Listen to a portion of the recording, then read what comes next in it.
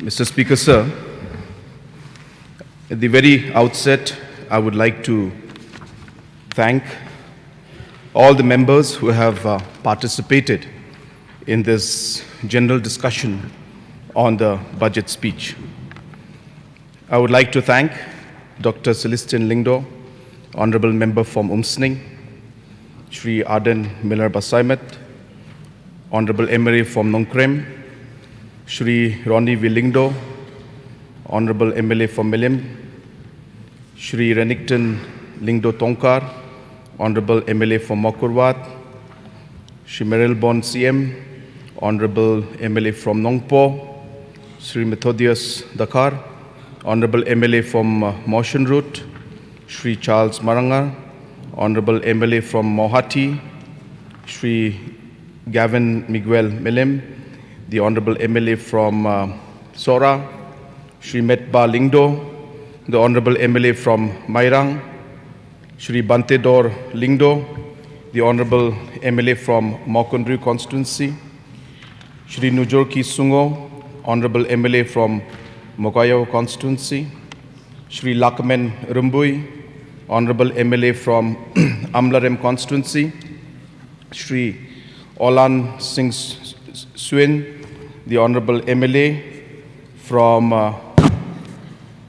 Mosungram constituency, Shri Gabriel Walang, Honorable MLA from Nongstoin constituency, Shri Rupert Momin, Honorable MLA from Karkuta, Kong Santa Mary Shilla, Honorable MLA from Clariat, from Sutunga, Shri Wailat Miki Shilla, Honorable MLA from Jowai, Shri Marton Sangma, Honorable MLA from Mendipatar constituency, Shri Pius Marvin, Honorable MLA from Ranikor constituency, Shri Balajit Sindrim, Honorable MLA from Shela constituency, Shri Sostenet Sotun, Honorable MLA from Jirang constituency, Shri Saleng A. Sangma, Honorable MLA from Gambegri, Dr. Mukul Sangma, Honorable MLA from Songsak, Shri Edelbert Nongrum, Honorable MLA from North Shillong, and Shri Charles Pinrop, Honorable MLA from Nongtumai constituency. Sir, in the course of the debate and the discussion on the budget, there were a large number of points that have come out from all the different members. And while I begin to reply to all those concerns, I would just like to put two, three points for the benefit of the House. So the first is that the budget speech normally gives a general direction and vision of the government in terms of the policies and the amounts that are there that the government plans on spending in different programs and different schemes. So the details of every single road or every single department or even a particular scheme, all the details are not normally reflective in the budget speech. They are there, of course, in the details budget documents that we give along with the speech, and there more details are, of course, out there.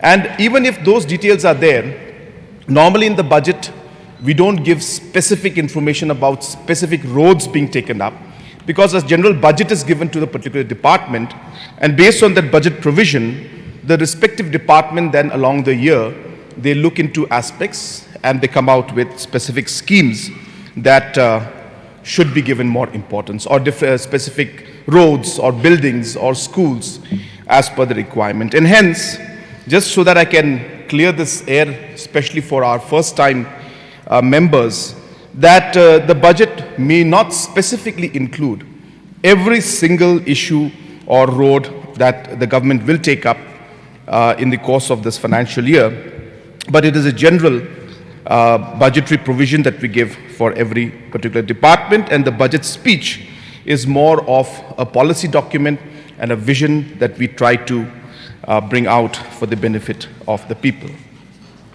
So having said that, this particular budget speech has been something that we have tried to move away from the generic manner in which the budget is normally presented. And I'm sure that the members who have been here for some time would have noticed the difference between this budget and the past budgets in terms of how we have tried to approach the entire development aspect in a more broader sense and with a larger vision of not just looking at this financial year, but also looking at the next 5 years on how we will tie up the larger picture and vision. And also, we have tried to see that it's not about just putting numbers, but it is also about a plan on how we will actually achieve those numbers. And hence, these are some of the ways in which this particular budget has been very different compared to the previous year's budgets. Sir, the two crux or the main points which I would like to stress on while I try to address all the different issues that have been mentioned by the honorable members is that at the end of the day... Mr. Speaker, sir, just a point of order under Rule 300. Just allow me to raise under Rule 300 the relevant provision of Rule 140, 141, 1, Sub-Rule 1, 2, 3, and 4. You see, the convention and practice which is in sync with this provision of rules of procedure and conduct of business requires. I'll just read this 141 Sub-Rule 4 only, so that it will just draw our attention, which reads like this. When a demand or any part of it relates to any new scheme or revision of scales of pay, allowances, or creation of a new appointment, all materials, details of such scheme or revision or appointment shall, as far as practicable, be applied to all members at least 5 clear days before the demand is met. This is one. Then I go back to Rule 140 because it is in sync with Rule 41 Sub-Rule 4, is that no discussion of the annual financial statement shall take place on the day on which it is presented. Therefore, normally, on the day when the budget presentation is made by the finance minister, or in our case, the Honorable Chief Minister, no discussion is made because the rule requires these informations to be made available to every member. And in fact, in the past, every proposed scheme in respect of PWD roads were circulated in a different detailed proposed estimate, including details whether there is a proposed revision or otherwise. So this is what the rule says. So I think the House does have this privilege of getting all these informations in advance, Mr. Speaker. So the details, as is available in the Finance Department, have been presented in the detailed budget report that is there in a number of volumes. So in those areas, all the different areas and heads under which the budget and the money will be spent has been mentioned. In specific, all the roads that are going to be taken up are not normally put in all the budget speeches, sir. It's never there. And as we go along in the financial year, there are supplementaries, there are revised estimates that are made, there are other areas which we have to add, new roads which are required. So as per the situation and as per the requirements, we in fact go into that. My opening remarks were relating to the fact that my speech, where all the members had mentioned that it was not in the budget speech, I'm giving clarity on that I cannot cover every aspect in the budget speech, sir. Sir, coming back to my submissions and my clarifications, that there are two parts that I normally am stressing on in this entire reply, which is that the focus of the government while we move forward is going to be on two aspects. One is the $10 billion economy. We have to touch 80,000 crores of our economy in the next 5 years. And the second is 5 lakh job opportunities must be created. So these are the two goals and the targets with which we are moving forward in trying to ensure that we are able to take our state forward in the right direction. Now, just to give example of what I'm trying to say, sir. If you were to look at just one sector, say, for example, the tourism sector. Now, I'll just give you a rough idea of what we are talking about. Now, if you look at how the tourism sector is going to add to the economy of the state, now we expect a small example. So this is not going to be a generic thing, but it's a very generic thing, not very specific. So if we were to calculate what the tourism sector gives, now a Taj Vivanta example, which has 93 rooms, and if you go with a occupancy rate of about 70% in the whole year, and we look at the average rate in terms of the rooms that are there, about 7,000-8,000 rupees, we are expecting that about 54 crores will be added to the GSDP just through Taj Vivanta. Through Courtyard Marriott, about 182 rooms are there. Again, looking at an average costing based on the rooms that they have, and looking at a 70% occupancy again, we expect Courtyard Marriott to add about 106 crores to the GSDP. Similarly, if you look at the homestays, where we're targeting 10,000 homes and rooms, when we're able to achieve those rooms of 10,000 homestays, we expect on average, in terms of the amounts that will be collected by the rates that are being prescribed, and with 70% again occupancy, we expect this to add about 2,920 crores in terms of value to the GSDP. Similarly, large accommodation units, which are there, about 500 of them will be created. They may not be 5 stars, all of them, but the different units that are there, on an average, again, putting 4,000, 5,000 rupees in terms of the rate that is there, and about 70% occupancy. So we expect about 2,190 crores to be added to the GSDP. So if you were to add all of this together, once we're able to achieve these different homestay projects, able to have more hotels, we expect that the tourism sector alone will add about 6,000 crores to the GSDP of the state. So this is how we are approaching everything. And if you look at the employment that is generated in the tourism sector through these different programs that we are having, all these different accommodations that are there will roughly add approximately 45,000 jobs to the economy. And this is, as I said, these are direct employments. Indirectly, other sectors which will be affected, like travel agents and the tour guides and other areas which are there, restaurants. I'm not including those. So just the tourism sector alone, if we are able to implement the kind of programs that we are envisaging in this budget, we are looking at moving towards a 6,000 crore economy in the tourism sector, which is just direct, only the rooms, I'm sorry, not the sector, just the accommodations. And we're looking at about close to 45,000 jobs being created. So this just gives you an example of the plan that we have. Now you imagine this being done for the IT sector. You can imagine the same calculations being done for the agriculture and the processing sector. The same calculation being done for international trade, as was being mentioned by some of the members, and the infrastructural projects that we will do. And hence, while we have a target, we also have a plan in place to achieve those targets. And the different steps that we have mentioned in the budget are the ways and means in which we will be able to achieve these two very important goals of having a $10 billion economy, and number two, creating 5 lakh new job opportunities.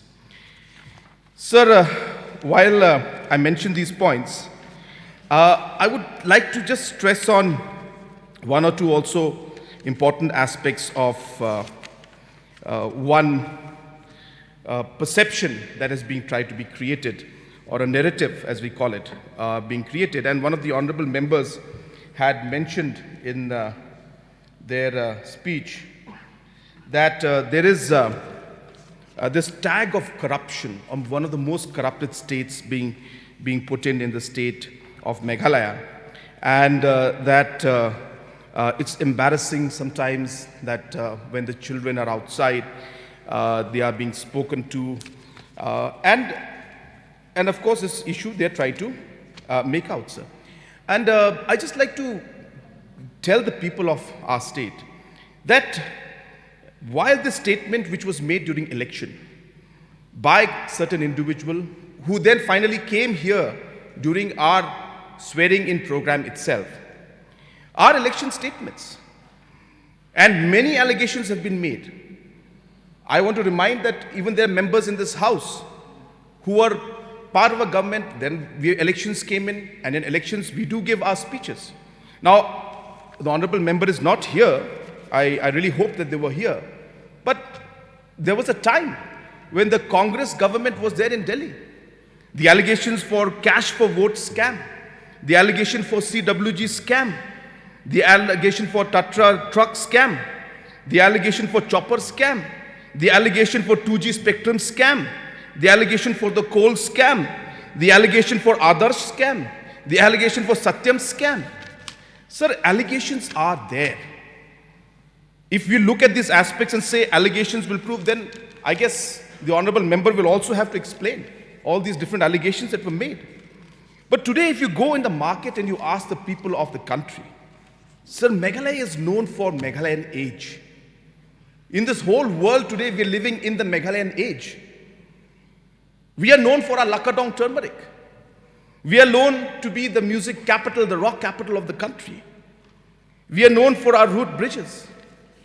We are known for our youth who are excellent resource for the IT sector. So these are the areas which we are known for.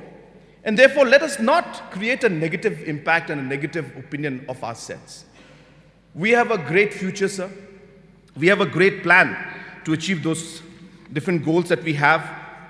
And let us not be the people who will try to create negative image of ourselves.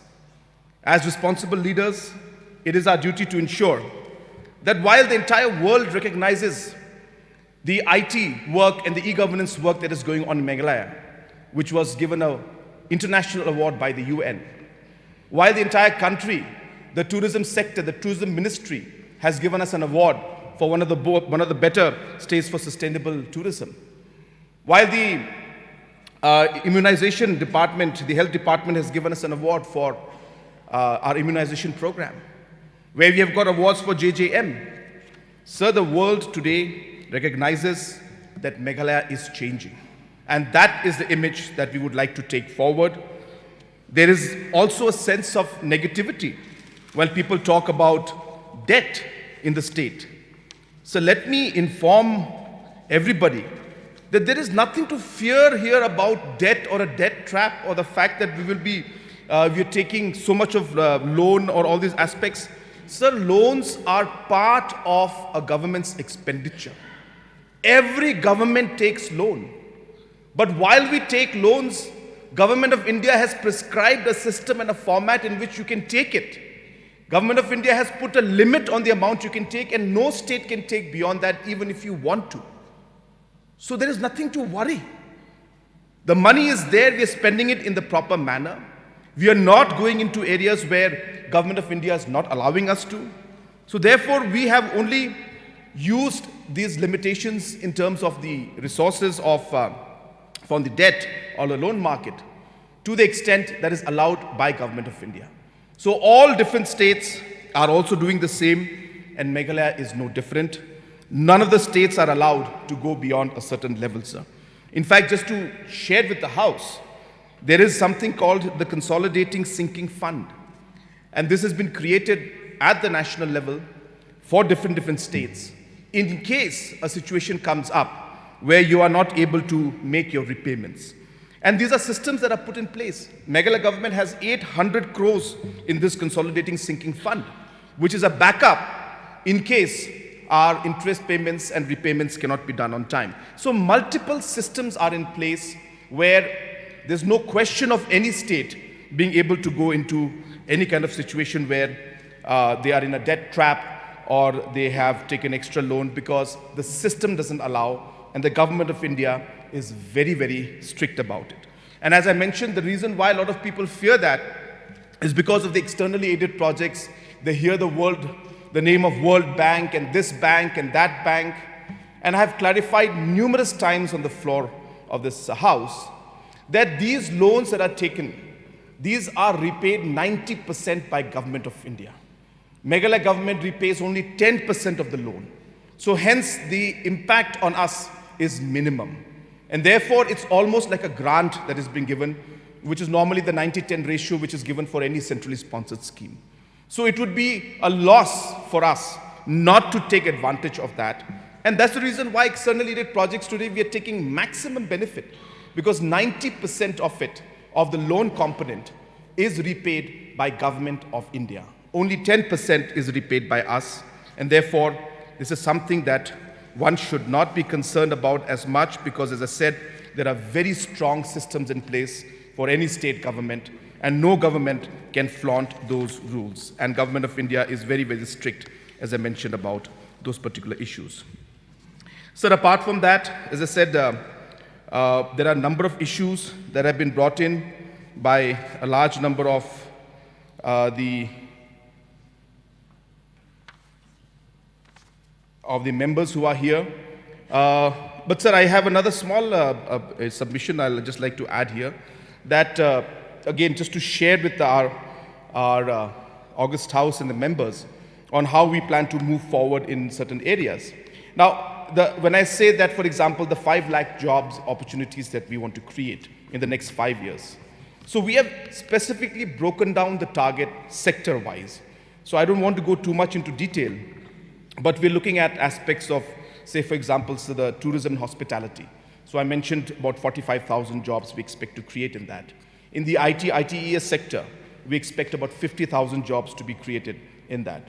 We've also mentioned government and semi-government organizations. We expect about 10,000 jobs to be created in that.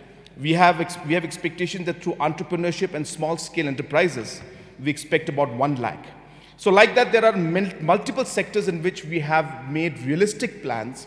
And in order to achieve these goals, what investments need to be made and what programs to be brought out, all these have been done in a very detailed manner. Of course, we will have to continue to revisit these targets. We'll continue to work on them and improve on them. And as the situation unfolds, we will have to adapt to the situation that comes in front. So just want to share, sir, that while we have put a lot of steep targets in front of us, we have a specific plan in order to move forward. Sir, I'd like to now at this moment touch on few of the areas of concerns that have been mentioned by the honorable members, and I would request that our friends would be patient while I try to address these concerns that are there, sir. Sir, the honorable member from Nongthumai constituency, by Charles Pindrup, had mentioned about happiness, and a large number of members had also mentioned about happiness, sir.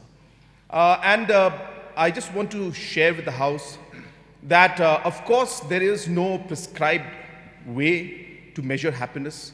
Many governments have tried to do it. Many organizations are trying to do it. But there is no perfect way to it. But the idea that we are trying to bring out is that it is important for the government to be sensitive to this particular aspect of happiness. Because we need to realize that it's not always that whatever the government does is necessarily going to always make the public happy or is going to satisfy them. So therefore, it is important to gauge the sentiments of the public as we do developmental work and as we create certain programs and policies. And while we keep assessing the happiness index through different means and ways and means, we need to then adapt our programs to then realize that, well, maybe the youth are not happy about this aspect. Maybe the women are not happy about this particular aspect. Or maybe the farmers are not happy about some aspect. So this will be done in different levels and with different ways. But my point being that it is important to keep this in mind. And therefore, the approach with which the government is going to go is that while we focus on a number, which is $10 billion, and while we focus on a 5 lakh job opportunities, we also need to realize that ultimately it's not about just the numbers. It is about the mental health, the happiness, and other aspects also of the population at large that the government must keep in mind while doing different development programs. I have always believed personally that GDP is a number. And in our entire effort to achieve a GDP number, we may do a lot of things that may not make people happy. At the end, in order to achieve a $10 billion economy, should we just go hammer and tongs and just cut off all our forests and sell all the timber and move forward? So obviously, sir, these aspects of happiness and balancing the larger society objectives is important to keep in mind. Environment is important to be kept in mind. The opportunities that we create in the future, the resources, the way we use them so that they're sustainable for the long run. It's not about the 5 years. It's about the decades and the centuries to come forward. And hence, as a government, we need to see the holistic picture, the larger picture. How will we measure it? It's something that we will learn as we go along. But is it important? Yes, it is. We need to keep this factor in mind and keep improving it. And as we go along, maybe we may only be able to achieve 20% of our goal. But as we move along, hopefully, we'll be able to become better at this entire thing, and maybe a better index will come out from terms of the happiness. So in terms of the traffic congestion that was mentioned by the honorable member, that this traffic issue is obviously something that has been of great concern to everybody. And as we move along, we are going to see that the traffic scenario is going to get more complicated in the future. So we expect that every 7 years to 8 years, the number of vehicles double on the road. So therefore, we are looking at another 5-6 years, and Shillong area may have close to 6 lakh to 7 lakh vehicles from the current 3+ vehicles that we have. So in that kind of a scenario, obviously we need to plan way ahead of time. And hence what the honorable member has mentioned is precisely what we're looking at. We realize that we need to be able to see all different aspects. It's not about just a skywalk alone, but it has to be seen with multiple approaches that we have. So while we look at the skywalks, because the skywalks is meant to create a pedestrian culture, we have to realize that if we have nice skywalks and which are very user-friendly, and if we are mixing it with having proper parking systems in those areas where the skywalks begin or they end, then maybe we may actually tomorrow, while we put up parking lots, maybe in the MTC land, or we look at Barik area where we can create some parking system out there, maybe people will park the vehicle there and walk across to PB, or walk across to the second phase of the skywalk, which we are thinking towards Laimukra, Dhankheti side.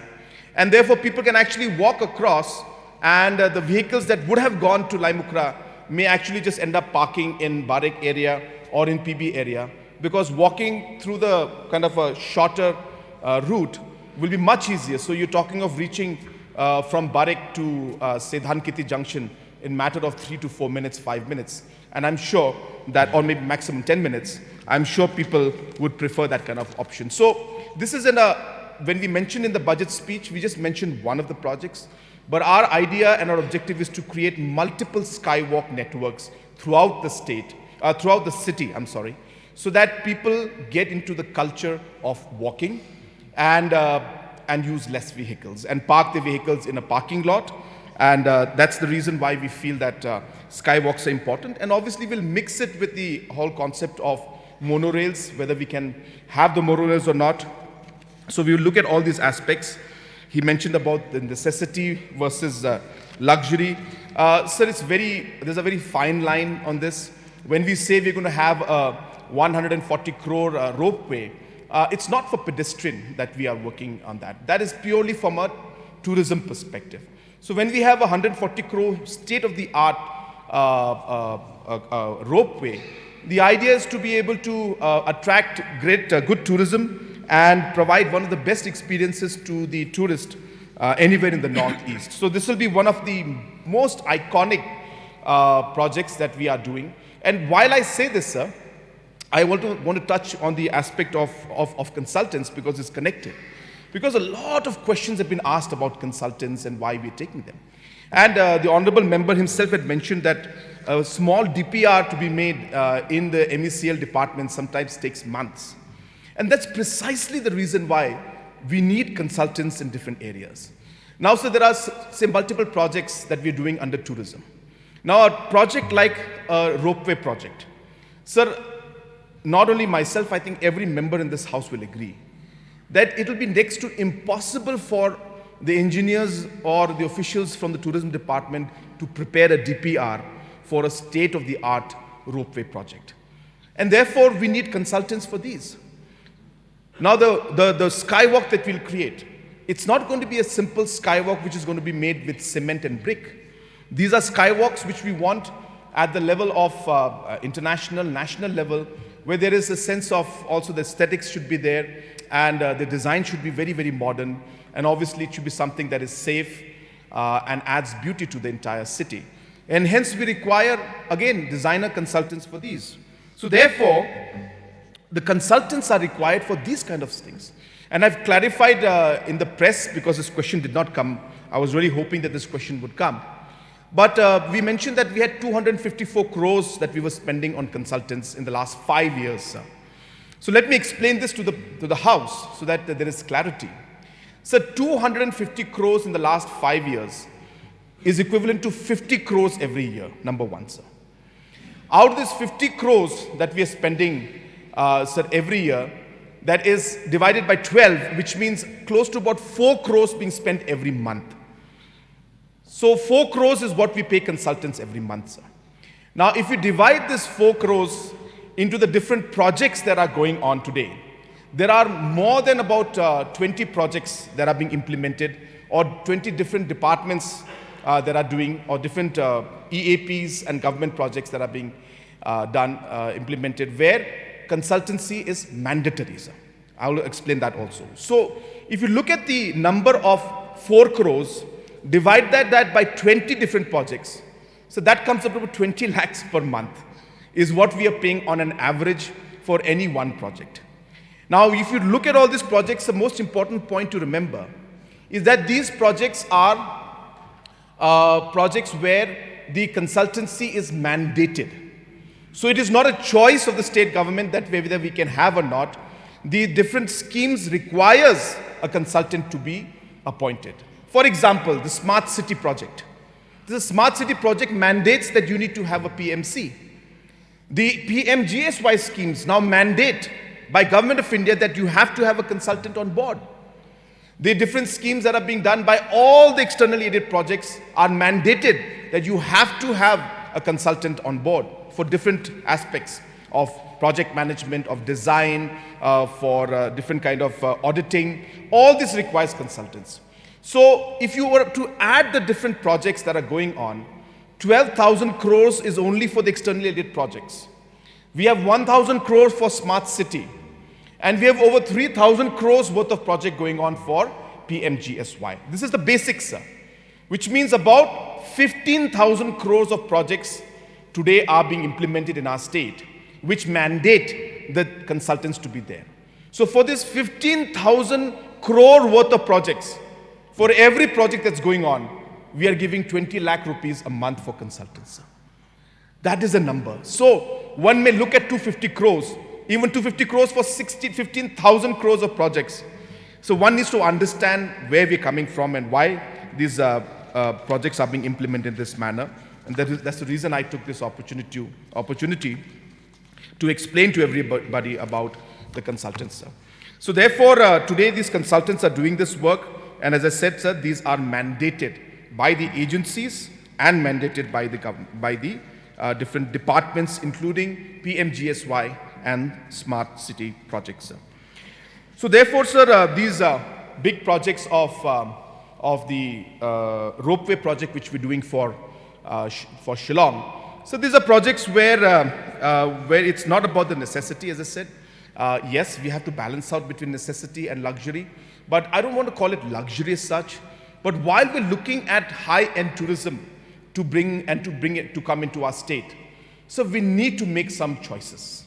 And therefore, unless we don't have activities which are comparable to activities which are happening in the rest of the world, we may not be able to attract the kind of tourists that we really want to. And that's the reason why these very important projects like the ropeway project, even the skywalk project. So let me just share with you, the skywalk project is a really modern design. So I wish I could show it to the house right now.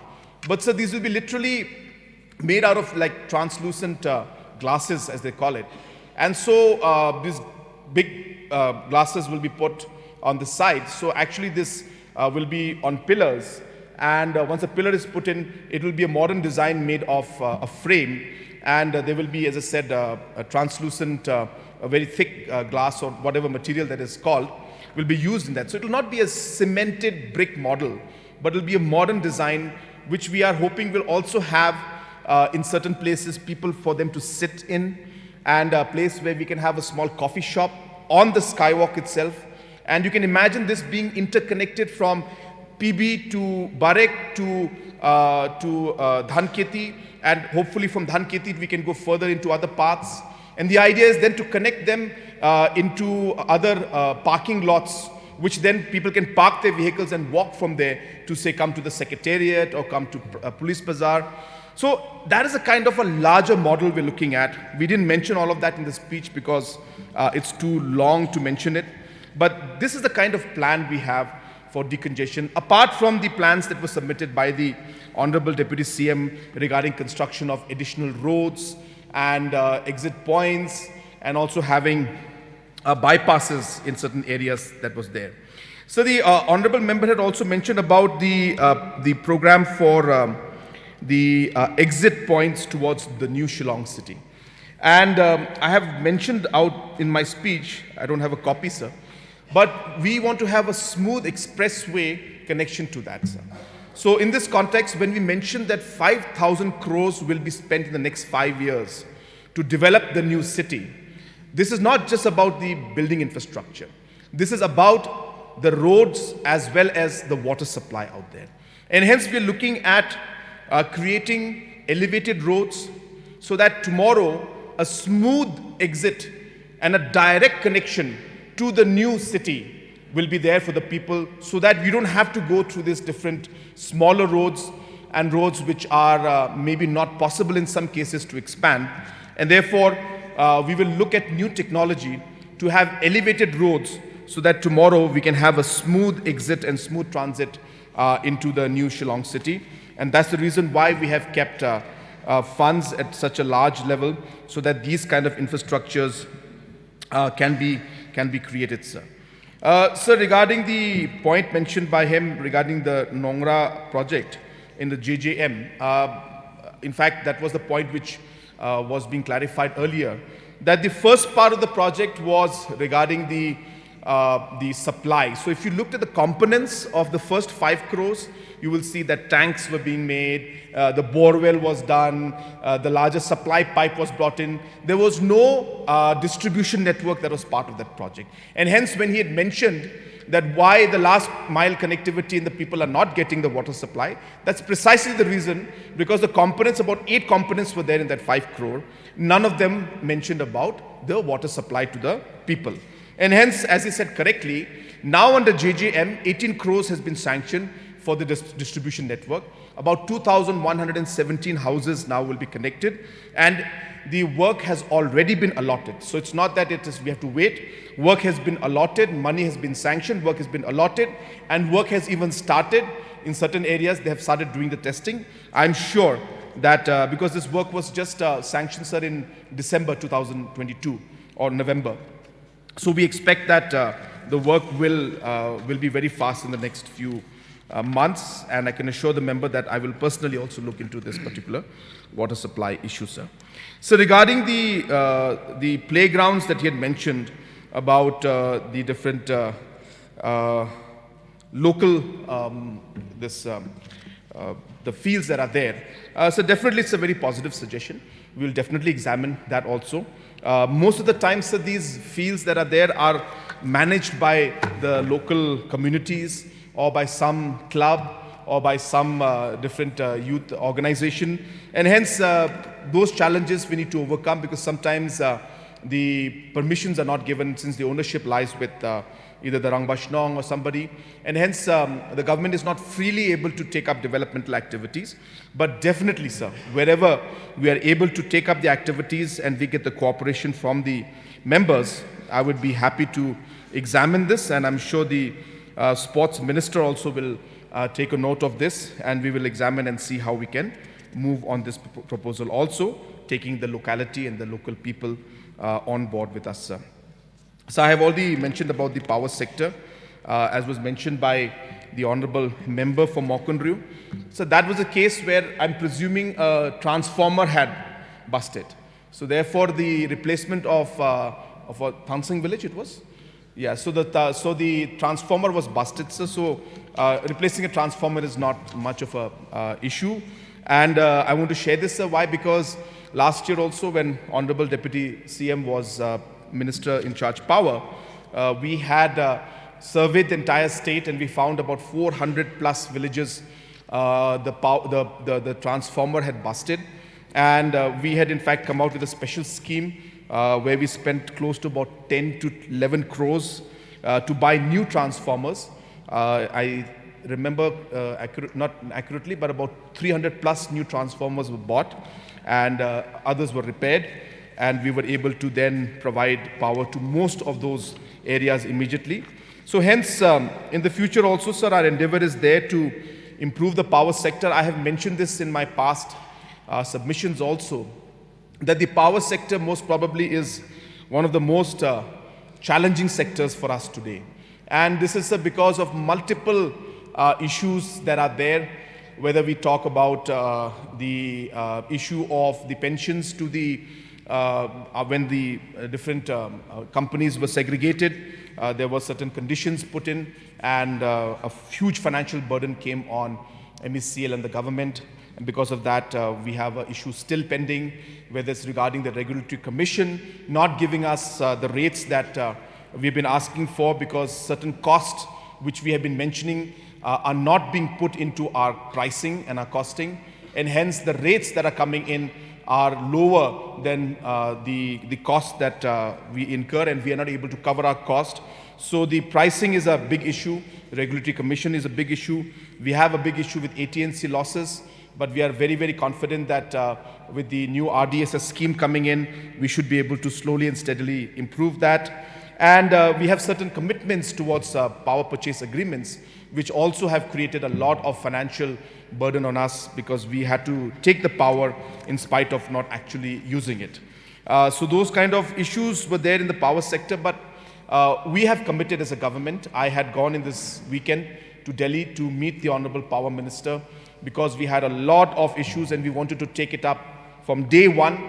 And the meeting was excellent, and we met the Honorable Power Minister, and he assured us of full cooperation. So all senior officials from the Power Department, be the Power Secretary himself, or the NTPC Chairman, or the PFC Chairman, all of them there were there in the meeting. And the Honorable Minister has given very strong directions to all the officers that they must give full support to the state government of Meghalaya and to MECL to ensure that we are able to resolve the issues that are pending and bring MECL back from the red to the green. So therefore, this issue has been taken up, and I hope that we will slowly and steadily be able to see the reformation of MECL also in the coming years, sir. Sir, there was also mention about the runway project, the runway of the Umroi Airport. Sir, I would like to make a small correction that we are starting the process of examination whether we will be able to expand, which means that the process for that has started.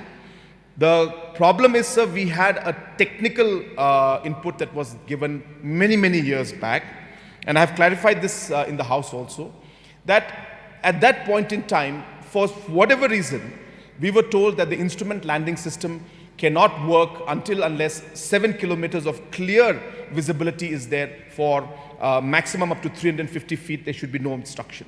And hence, we were told that there's obstruction at a certain level, at the 6,500 meters or something, and hence the mountain is to be chopped off which would require about close to 7,000 crores to chop off. And obviously it would have a lot of environmental hazard also. And hence we strongly felt that maybe we should re-examine that aspect also. So we should not just simply take that one report that came in and say that it's the gospel truth. We must explore the options. We must look at how we can change it and how we can find ways, keeping safety in mind, of course. There's nothing to compromise safety. But we are trying to find ways in which, even if we cannot get the big Airbus 320 or the Boeing 737, but even there are medium-range jets which can carry up to 150 customers and passengers, if there's a possibility for us to get those. So we're looking at all aspects because, as I said, a greenfield project is a much more difficult option. And therefore, having to acquire land, having funds to acquire that, then constructing a new runway and a new airport seems to be a much more exhaustive exercise.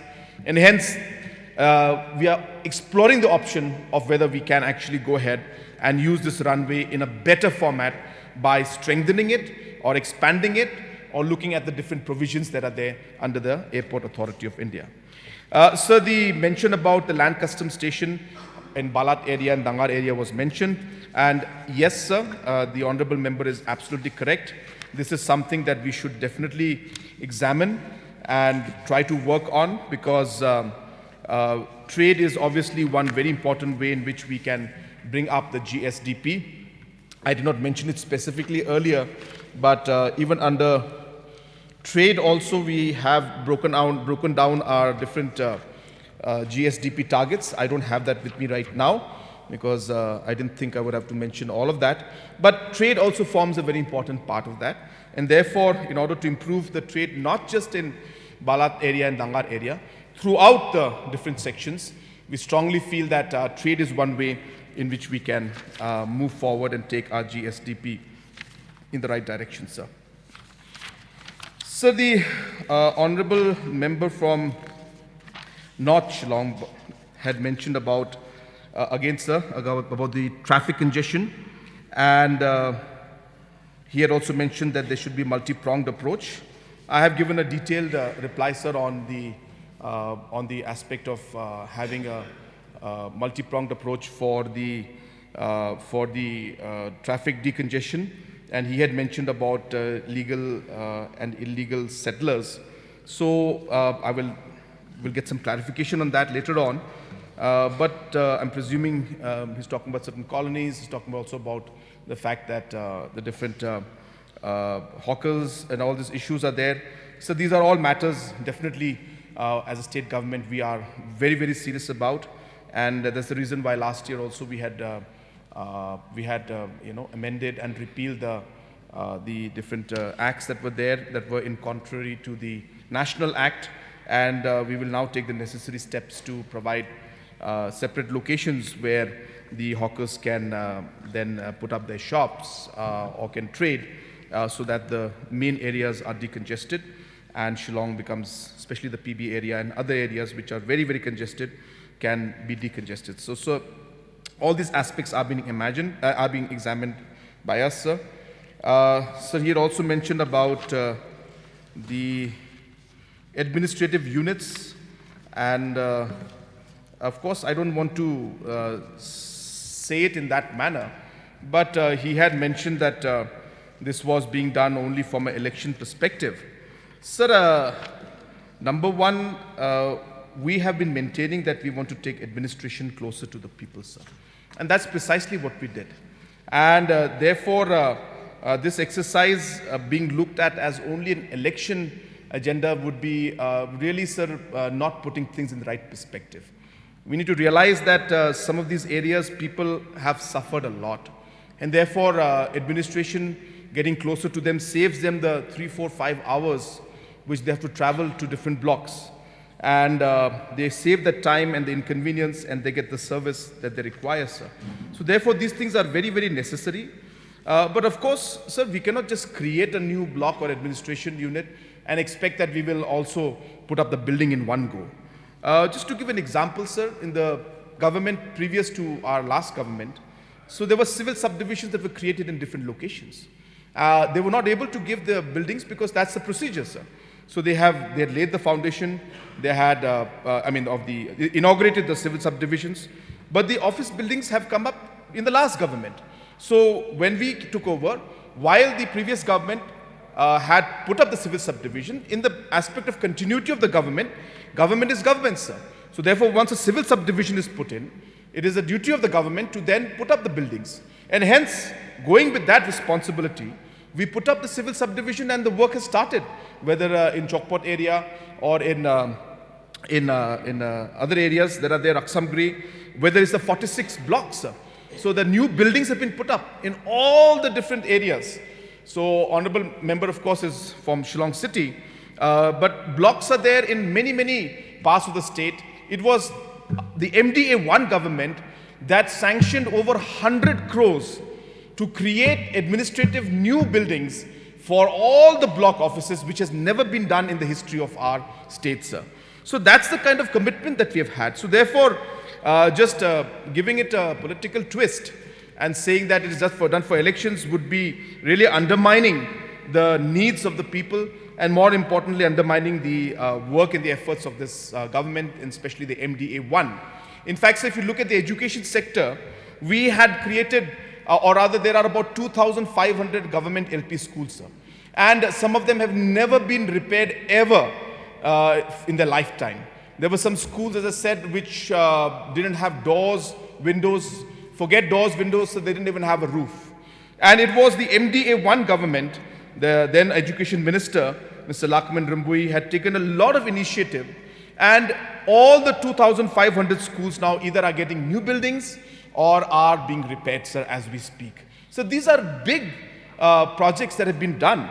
And sir, if you remember, I had mentioned earlier that we used to collect a cess, from the mining, where we used to put an education cess on different mining activities.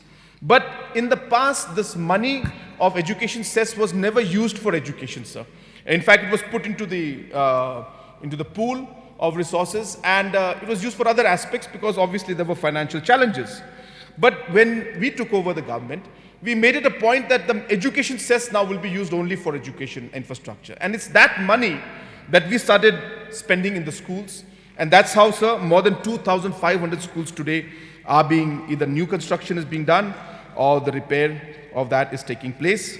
Sir, I have already mentioned about the consultants, because honorable member also had mentioned that why we have so many consultants. And I don't want to repeat myself, so as I said, it's a mandatory point which is there, mandated by these agencies and by Government of India. One point I did not mention, sir, in that is that there's a provision of 5% to be used for the different consultants. So this provision is there, sir. It's not even that we are spending extra money. This provision is budgeted within the project itself, and 5% is kept for this kind of administrative and consultancy work. And we don't use up all of it, sir. As I said, for every project, we are spending a bare minimum of just 20 lakhs per month, sir. And these are 15,000 crores worth of projects that are going on, sir. So the project cost, the money for this consultant doesn't come from our state resources, sir. This is very much within the part of the expenditure of the project itself, and the agency that sanctions the project to us, gives the money to us, has already incorporated this cost in it. So we need to understand that this is not an extra burden on us. This is part and parcel of the project, and therefore, and mandated by the government. And as I said, we are spending a very less amount of just 20 lakhs per project every month. And these project consultants, as I said, are making and doing consultancy in very high-end technical projects where it will be very difficult for some of our team members to do the work that they're doing. As I said, select, for example, the ropeway project, the skywalk project. It will be very difficult for our team to prepare the DPRs in that. I'm not saying they can't do it, but it would take a lot of time. There are very few people in the country today, and maybe even internationally, who can actually give us consultancy on the safety aspects of a ropeway project. So like that, there are many such projects that are there.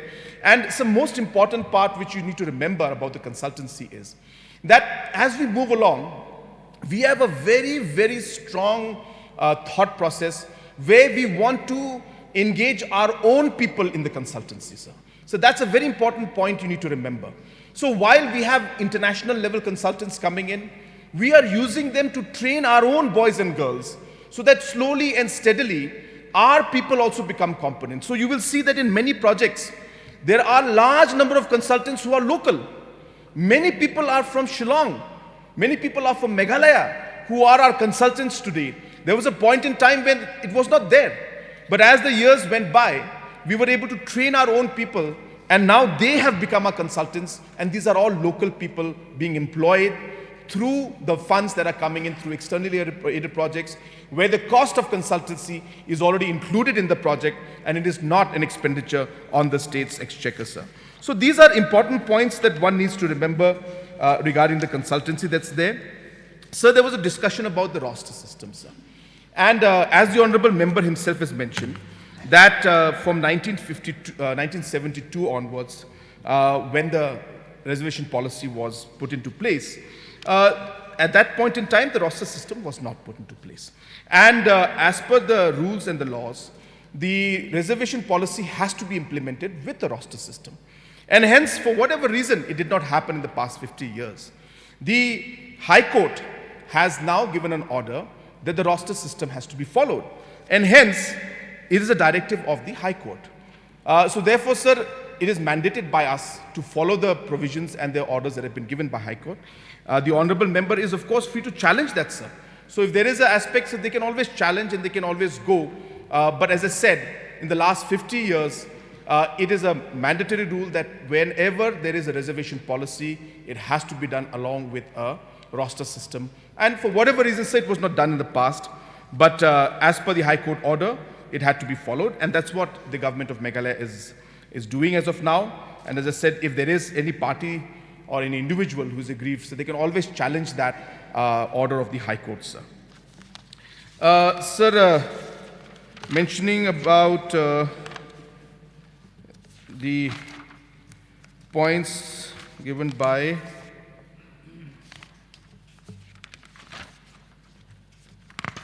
Mr. Dr. Mukul Sangma, sir, the Honorable MLA from Songsak.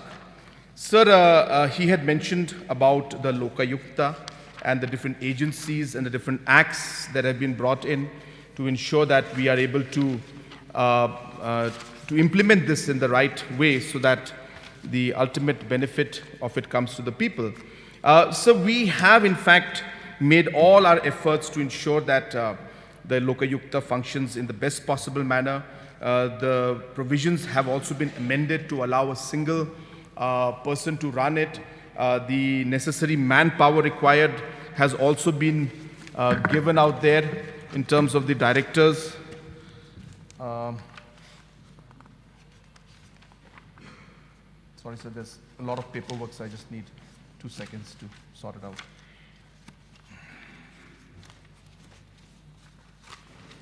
Anyway, sir, I'm not able to find the correct document.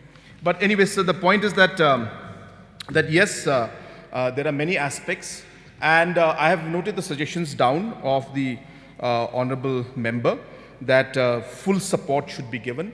And sir, we are very serious about this. We would want every single institution, every single act that has been passed by this House or by the Parliament to be implemented in the right earnest.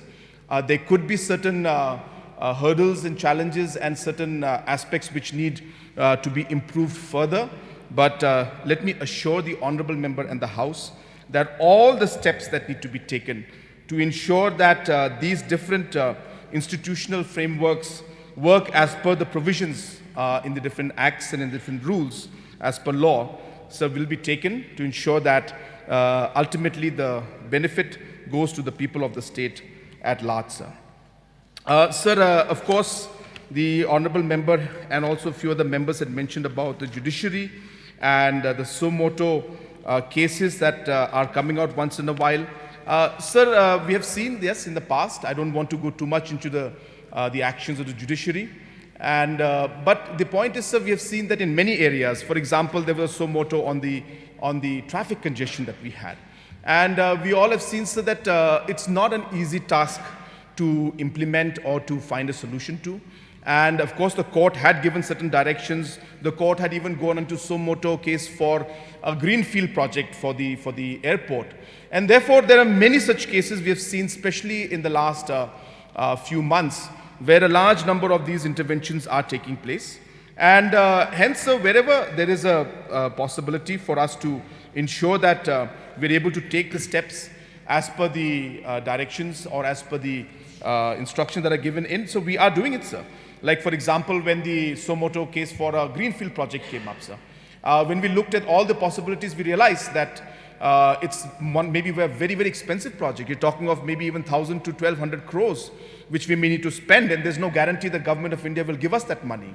But because the court had gone ahead, and I think we even went ahead and we asked for expression of interest was floated, where we asked for people to come in and share the land that they would be happy to give to us for that purpose. So we are acting on that. But as I said, it's not always possible for us to look into all of those aspects. These are, of course, areas of concern. And whenever the judiciary has raised any important issue, the state government has taken note of it. And whenever and wherever possible, sir, we have taken necessary steps to move forward. And of course, as we move ahead, sir, our endeavor will be to ensure that as many of the issues are resolved at the earliest, sir. Sir, regarding the MHIS also, certain suggestions were given regarding the rates that were not there mentioned.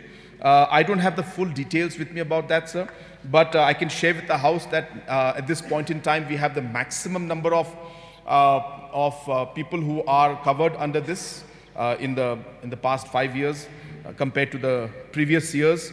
And most probably Meghalaya has one of the best schemes, and we are helping the public maximum by having coverage of approximately 5 lakhs. But the details of the different expenditures has been mentioned by the honorable members, sir. I don't have those specific details, but I'm sure my team has taken note of this, and I will personally also examine this entire aspect, sir. So regarding the agriculture seeds and plantation materials that are coming in, sir, of course, materials coming in from other parts of the world are something that require Government of India's intervention, and obviously without the clearance, it's practically illegal, sir, to get seeds from outside the country and start sowing. So that obviously is not happening, sir. But of course, different seeds which are certified by Government of India, by the department and different agencies, so these materials are coming in and we are using them. There could be certain cases where, as Honorable Member has mentioned, that certain seeds or certain variety did not suit our climatic conditions, and maybe there were some problems in that. But those are case-to-case basis, sir. We can definitely examine, and maybe we can have a network or system in which we'll be able to examine and look into the different programs that are happening and try to improve it as we go along. But as I said, I cannot assure the House or the Honorable Member that every single seed coming in or every packet coming in can be tested. That may not be possible, but we'll try to find out better mechanisms so that we are able to avoid any kind of situation in the future where these kind of problems are there in terms of plants dying or different animals dying in the states. So definitely something that we will look into it in a positive manner, sir. So regarding the MITP project, where the Honorable Member had mentioned that there are certain provisions for the agriculture part also. So, sir, when we submit an externally aided project, there are a lot of different points that are put in, and the entire vision of the project is created and put into the system. And the idea is to obviously get funds from the different agencies, and the Government of India, the Finance Department, has to then vet it, and the other departments like even Niti Aayog has to vet it. And so all these procedures are there. So in order to get the funds, we then obviously go into details and discuss, and a plan is put into place. But as we move along, sir, that sometimes those plans change, sir. So it's not necessary that we need to stick to that plan. And obviously, the agency monitors it very closely. And if they find that we are going too far away from the basic objectives, then they either don't release the funds, or they stop the project, or they raise observations. And that's how things work, sir. So when the MITP project came in, we have done the project for multiple things, sir. So we have made roads, and then we have put it for tourism purpose. In some areas, we have put it for, trade purpose, for agriculture purpose, for transportation. So other things, many have been done. And so MITP project may be one of the best projects that we're implementing today, because the second phase of the MITP has already been also approved, sir. So we are getting another $300 million for the MITP2. 300 million means multiply that by 800, sir, or 80 rupees per dollar, sir. So that goes to about 1,800 crores, sir. So we're looking at about close to 24, I'm sorry. So 24, so 2,400 crores of project has been now approved for the MITP2 project. And that's obviously happening because the World Bank is happy that the state government has done a good job in the first one and has not deviated too much from the provisions. But as mentioned, sir, by the honorable member, that yes, there are multiple things we put in a MITP, in an externally aided project to make the project look very viable. But sometimes we do not go strictly by those points that are mentioned there. And as I said, this is in collaboration with the World Bank and other agencies. And only when they say that it can be done in this manner, only then we go ahead, sir. But just to also share with the honorable member that there are many other projects and schemes through which the connectivity and the market accessibility for the farmers is being done by other externally aided projects, by the other projects that have been funded by Government of India and by the state government itself. So we need to look at the developmental aspect from a holistic point of view and see all the different projects that are there that are being worked out in this manner. So therefore, it cannot be looked at only from one specific externally aided project. But as I said, I have noted the concerns, and definitely, sir, we'll look into this aspect also, sir. So the honorable member had mentioned about the PMGSY programs, and I would like to just share with the honorable member that there were, sir, I cannot find the paper, but roughly, sir, about 57 projects that were not moving forward. So 57 projects, such projects were there. Out of the 57 projects, 54 projects have already been awarded again. And wherever required, sir, the state government has intervened, and we have given the funds from the state budget to bridge the gap between the revised estimate and the original estimate that was put in, sir. So there are about just 2, 3, 4 projects that are stuck up right now, but we will definitely look into those, and we will get them also resolved. So there are too many papers, I'm sorry, I think got it.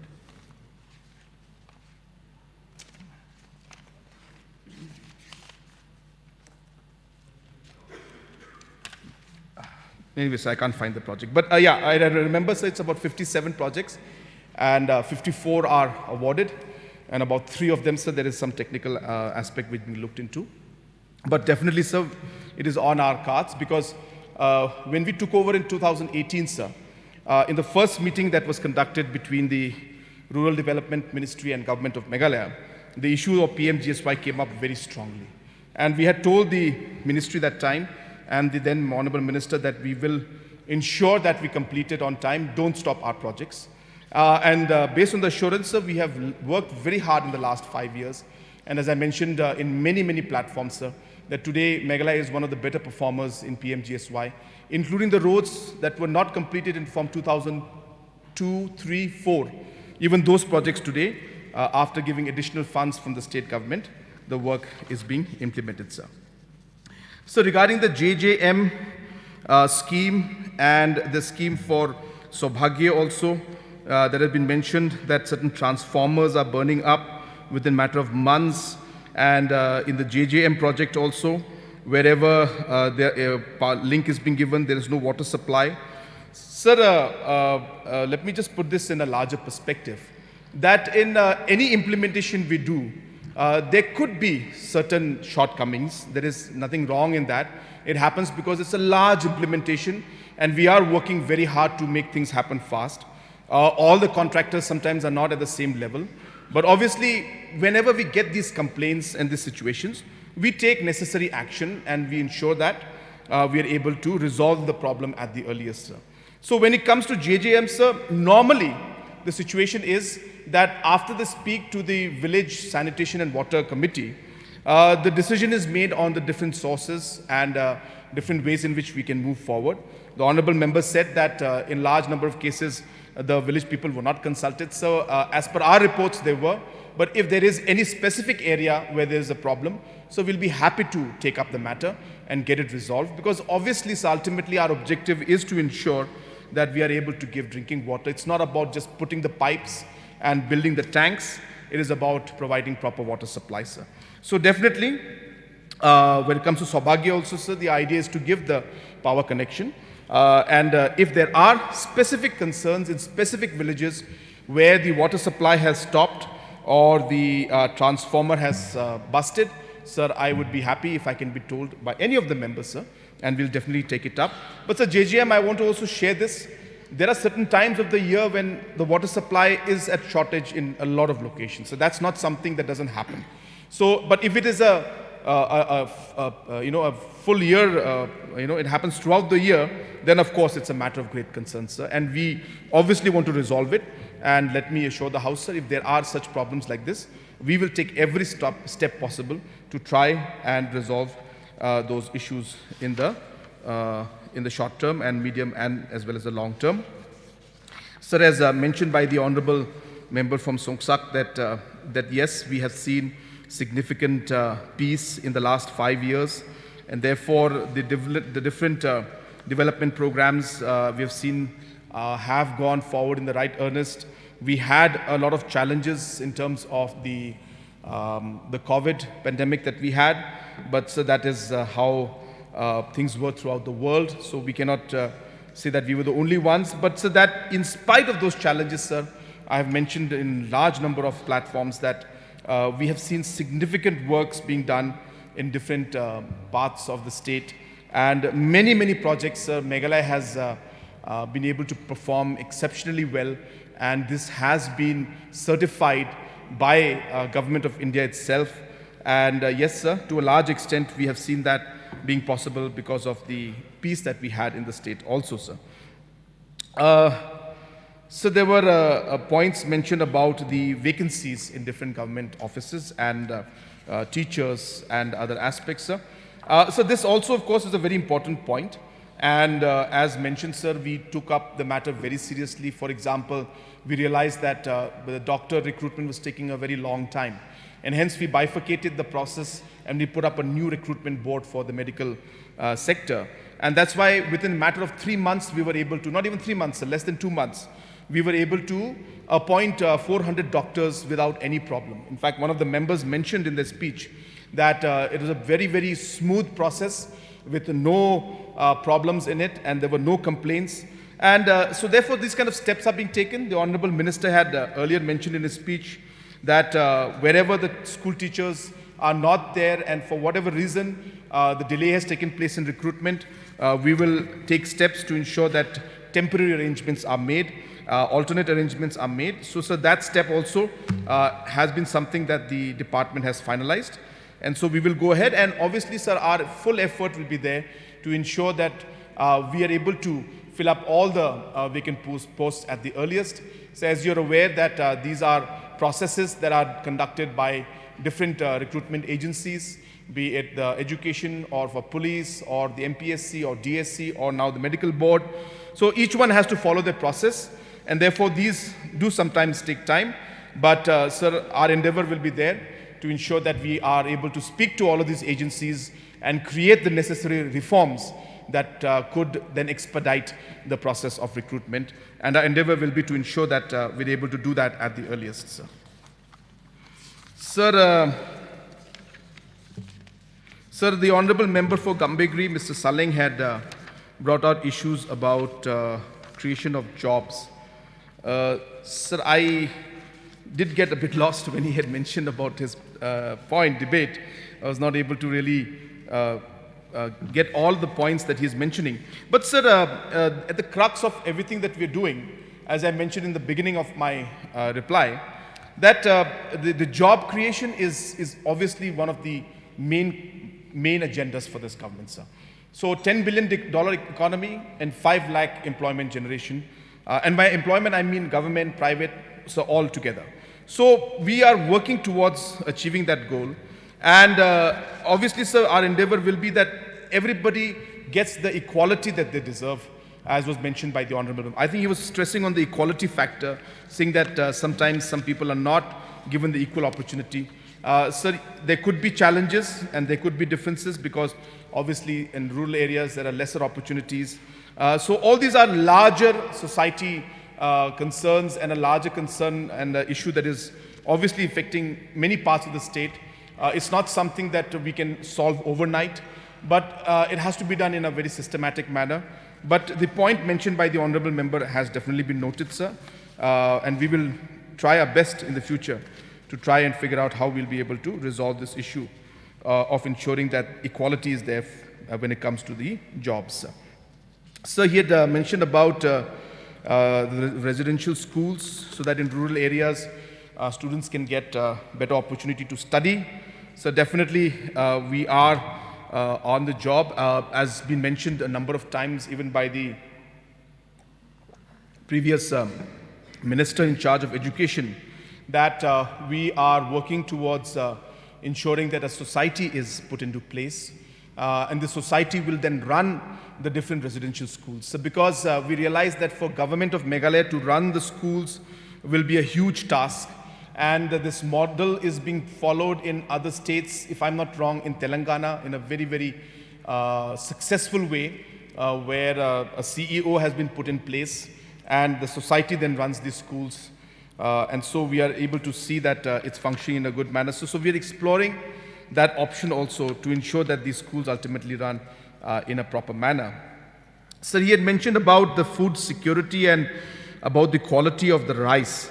Sir, definitely if what he is saying is correct and he's mentioning that the rice quality is not at the level, sir, this definitely has to be taken up very seriously, sir. So therefore, I will definitely get this matter examined, and if I can get more specific details about which location, which dealer, and which wholesaler, definitely, sir, we will take necessary action. This is something, at my level also, sir, this is something that's unacceptable. If the amount of if the food that is being given at that kind of a quality, and he's mentioning that it's not even rice, so this is a very serious matter.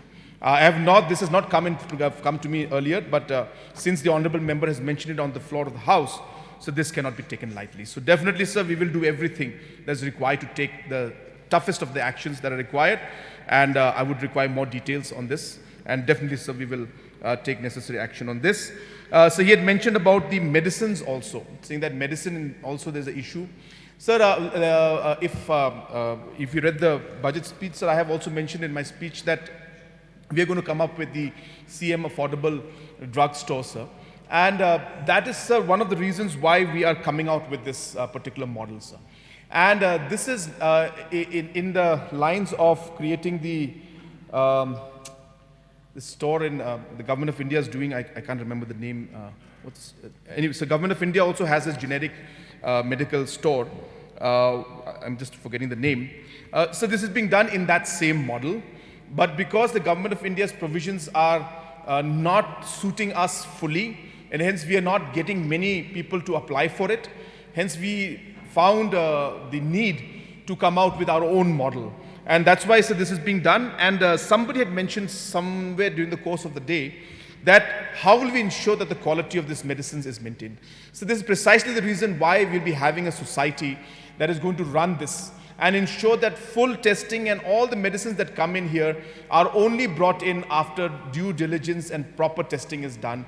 And we'll maintain this whole system so that people can get affordable medicines, sir. So the point is that if you look at many areas, there are some simple medicines which are affordable and which are not very complicated in their chemical composition. And hence, people do not need to buy the branded one. So the basic medicines for blood pressure, for different kind of, I'm not a medical doctor, so I'll not be able to go into the details like our honorable member from Songsak was going into all technical medical terms. But there are a lot of medicines, sir, which can easily be provided to people from a generic point of view. So it's very easy, and we're trying to achieve that. And this particular step, sir, will go a long way in ensuring that all these kind of duplicate medicines and all this kind of medicines that are expired, all this will not come into the market, and this will to a large extent be able to take care of this problem. And we will have a very strong mechanism to ensure that the medicines that are put into the medical stores that are created are done after proper due diligence.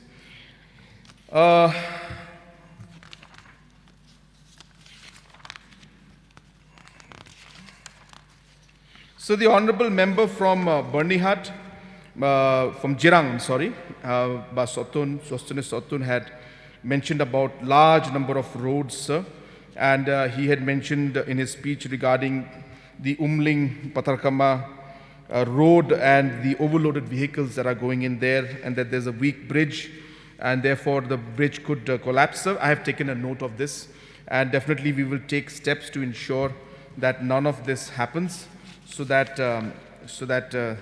these issues or any danger to that particular road or the particular bridge is also minimized. Sir, he had mentioned a large number of roads.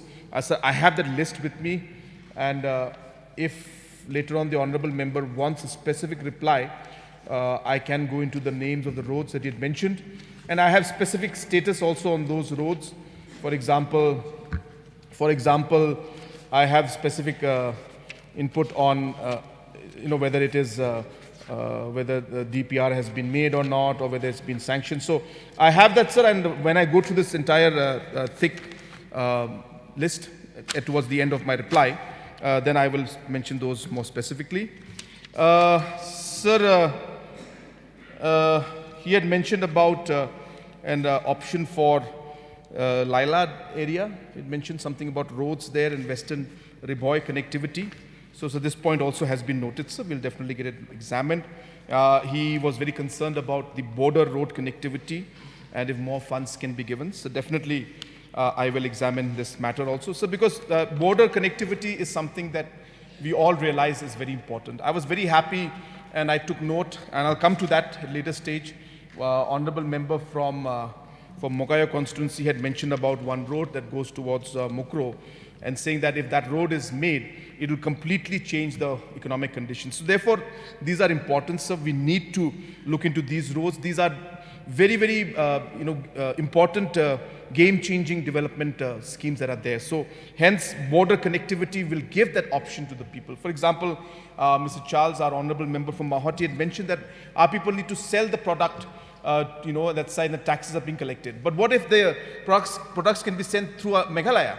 And this entire route can be changed so that they are able to get access to the market without going through the Karbilong area. So maybe we can look at these options and figure out how the border connectivity, not just in Bernihat area, but throughout the state.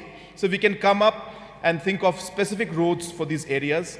And under the Chief Minister's Rural Road Connectivity Program, we can definitely look into this. May not be all the roads in one go, but definitely we will try our best to ensure that we are able to take this. So he had also mentioned about upgradation of the health sector.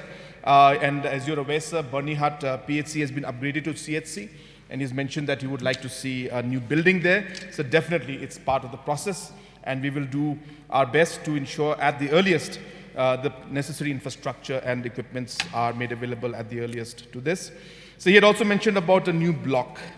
Sir, as we said, it is our endeavor to create the different administrative units so that administration get closer to the people. But obviously, sir, it's not possible for us to do all of them in one go because there is a lot of financial impact of that. But definitely, sir, we will examine this in a positive manner also. The honorable member, in the last term, I remember, he used to come to me and he used to say, I just need this road, sir. Once this road is done, I need nothing. That's all, sir. So immediately I used to go and sanction the road for him, sir. After the road is done, the inauguration is done, the sanctioning, the foundation is done, then after 1 week he would come back again. Sir, I need this college, sir. You just give me this college and I need nothing else in my constituency. I will not come to you this next 5 years. So we give the college also, and then after that everything is done.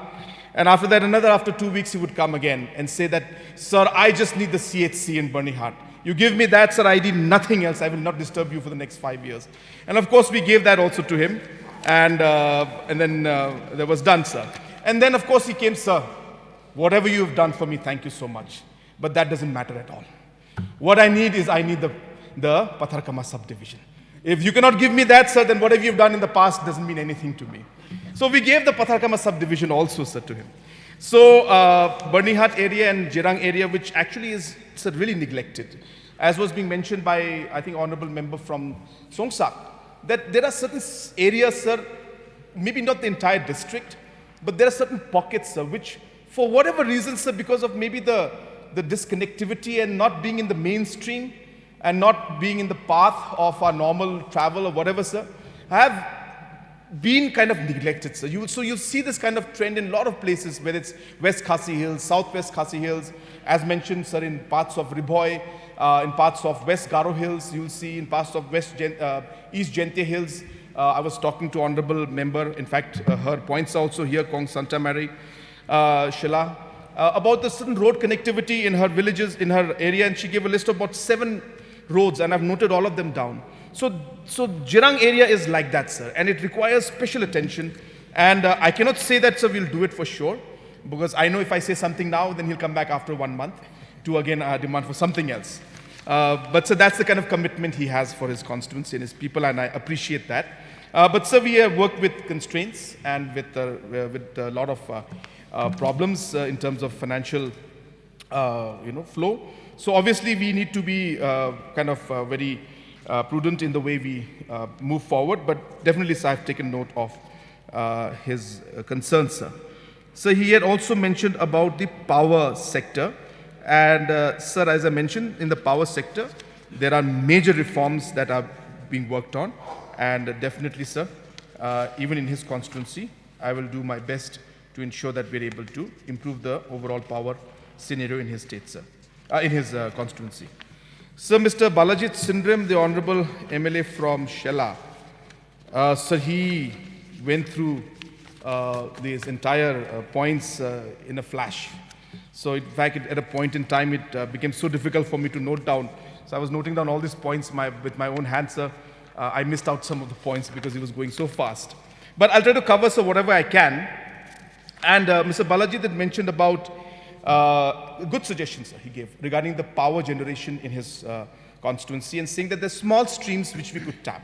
And so that's a great suggestion. So definitely we'll examine that, not just in his area, but even in other parts of the state, where we could use smaller streams to generate power and use it in a correct way. The Honorable Power Minister also is here, so we will definitely look into this.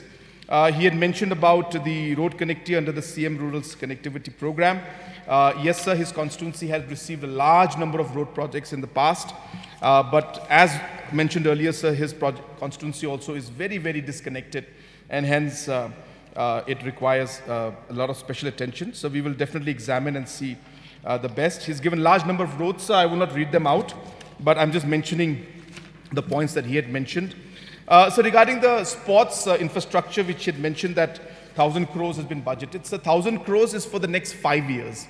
So we have a 5-year plan to invest about close to 1,000 crores to put up sports infrastructure in all the district headquarters and all the block and subdivision headquarters. So there'll be different categories of stadiums which we will classify, and we'll have a kind of a plan for it. So category A, for example, will be for the district, category B will be for, say, subdivision, and category C for, say, a block, where, say in a district headquarter, we will have a small gallery with AstroTurf for football or a track and field.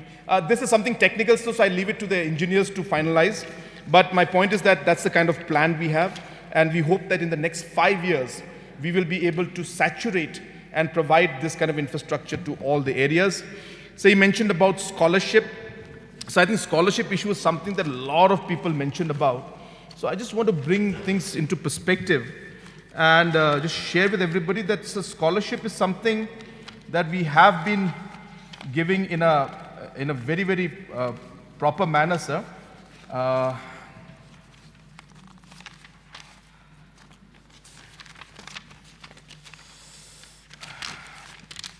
Sir, as soon as I get the document, I'll read it out. But so the point is that close to about 50 plus thousand, 60,000 students are there who get the scholarship, plus minus, sir, I'll give you the exact number. And out of these students, sir, yeah, I got it. So, so for the pre-metric scholarship for ST students for the year 2021-22, for example, sir. So the applications received were 2,673 applications, and 2,338 were paid. So only 335 were not paid, and that's mainly because of the details of the beneficiaries, and in some cases some information was not available. So sir, 98% of the students got the money. Even in the post-metric scholarship, 58,443 have applied, and we have paid 53,374. So out of the 58,000, 5,000 did not receive, again for the same reason, that there was some facts and points that were mismatching. So a lot of people have created a lot of concern about this. But if you look at the people who received it, they did not say anything. And that is 90% of the people, sir. So for the post-metric scholarship, out of 58,000, 53,000 got, and 5,000 did not. And that's because of the details. And in the pre-metric scholarship, 2,600 were the applicants, and 2,300 received. Only 300 did not get. And these 300 and 5,000 are the one who are approaching. And so we are doing our best to ensure that we are able to resolve this issue. And in the future also, we'll make sure, sir, that all these funds for scholarship and other things are given on time to the students, sir. So he had mentioned about sports quota. So definitely we can get that examined. But as you are aware, sir, we had started the sports scholarship last year. And that's a program that was never there before. And so anybody getting a medal in a national game or the Northeast Olympics are going to get scholarships now, sir. So for example, in the Northeast Olympics, if somebody gets a gold medal, they will be given 7,000 rupees per month, which is about close to 7,000 into 12 is 84,000 in a year. So obviously, it's not a large amount, but at least the family or the particular individual will get this money. They can buy their equipments. They can even, to some extent, give some money to their families also and utilize the funds. So therefore, we have started the scholarship. We intend to strengthen it further, and we want to make it more better for the students in terms of the financial support by ensuring that more and more options are created through the scholarship. And this quota aspect also, sir, we can definitely examine in detail. So the PMEGP, point taken, that there may be some processes which are very complicated. I don't presume it is complicated, but then, maybe for rural households and individuals at the village level, maybe they are facing challenges. So we'll have to look at it from their point of view. And hence, we will definitely re-examine the entire procedure and make it as easy for them to apply for this, because our target is to create 10,000 rooms under homestay, because we expect close to 2,800 crores to be added to our rural economy through these 10,000 homestays. And that's why this is a very important project for us, and I will definitely look into this matter. So regarding the education MTET that was mentioned, could not exactly get the issue, but the officials had sent me a very long note in this. But I'll definitely get the matter examined. If I'm not wrong, it's about application and giving the exam centers, and sometimes the centers are not in the district, and then the jobs are in a different area. So I'll just get that matter examined, sir, but I've taken note of that aspect. He also had mentioned about the happiness index, so I have spoken at length about happiness also. So SRWP. So this is an issue that, comes up all the time. And of course, the SRWP is something that is positive in one way, because it gives the flexibility to the concerned MLA and the local leader to help their people. And it's a kind of a more of flexible fund. But sir, just to share with the House and with the honorable members and the public at large, that Meghalaya is one of the highest in terms of the SRWP. So we are giving 2.5 crores. Other states are 2 crores, some even 1.5, and some even less than 1 crore, sir. So Meghalaya is one of the highest. So at this point in time, for me to give any kind of assurance that we will re-examine this may not be possible. But this matter can be examined, sir, but I cannot give an assurance on this aspect. He had mentioned about the MPSC, and so MPSC, of course, is an area where we want the efficiency to happen, and a large number of reforms are being worked out as we speak, and definitely we will do our best to ensure that the overall efficiency of the MPSC improves in the larger interest of our youth. Sir, the Honorable Member had mentioned about the Majai and Nongjri Health Center to be improved. So we will definitely take a note of this. I know that we have many centers that we are already improving in terms of the existing infrastructure, and some we are also upgrading. I do not have the exact information with me as to what is the status of Majai and Nongjri, but definitely, sir, this matter can be examined. And he had mentioned that overall infrastructure in terms of even the equipments need to be improved. And so that is definitely a larger problem all over the state. The Honorable Health Minister has already mentioned that we will be in the process in a proper manner. We will be ensuring that overall infrastructure and equipment and manpower is augmented and improved in all the different health centers throughout the state. So he had mentioned about the Sora district, I have already mentioned, sir, including Sora district and including the Laskin subdivision, that there are certain challenges we faced because there was certain disagreement among the citizens in different areas, and hence in the process of trying to create a district, we do not want to create more complication in the system, and hence we tried an effort and a reach out program where we tried to carry everybody along, which is what this government tries to do whenever we have a difference in a particular stand. And so therefore in the whole process we are trying to get to some kind of a consensus, and only then, sir, we'll be able to take a decision on how to move forward. But sir, we have in many occasions seen that Sora is an area, East Khasi Hills is an area which is very, very large and is the biggest district in terms of population, and hence a lot of administrative issues are there. You can well imagine that people from Mawsyngram area and from the complete border area of Balat or Rinku area today have to come to Shillong to able to avail the services of the district level. So obviously it's a huge challenge, and so we will do our best to find a solution and resolve the matters, and based on that, sir, we will then, as I said, take necessary decision on how we should, sir, move forward in this aspect also.